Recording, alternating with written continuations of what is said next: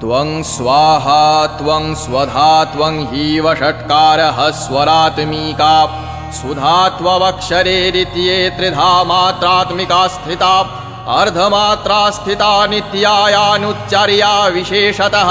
त्वमेव सा त्वं सावित्री त्वं देवजननी परा त्ववैव धार्यते सर्वं त्वयैतत् सृज्यते जगत् त्वयैतत् पाल्यते देवी त्वमत्स्यन्ते च सर्वदा विसृष्टौ सृष्टिरूपा त्वं स्थितिरूपा च पालने तथा संहृतिरूपान्ते जगतोऽस्य जगन्मये महाविद्या महामाया महामेधा महास्मृतिः महामोहा च भवती महादेवी महासुरी प्रकृतिस्त्वं हि सर्वस्य गुणत्रय विभाविनी कालरात्रिर्महारात्रिर्मोहरात्रिश्च दारुणा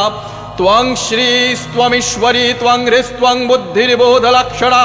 लज्जा पुष्टिस्तथा तुष्टिस्त्वं शान्तिः क्षान्तिरेव च खड्गिनी शूलिनी घोरा गदिनी चक्रिणी तथा शङ्खिनी चापिनी वाणभूषण्डी परिघायुधा सौम्या सौम्यतरा शेष सौम्यव्यस्त्वती सुन्दरी परापराणां परमा त्वमेव परमेश्वरी।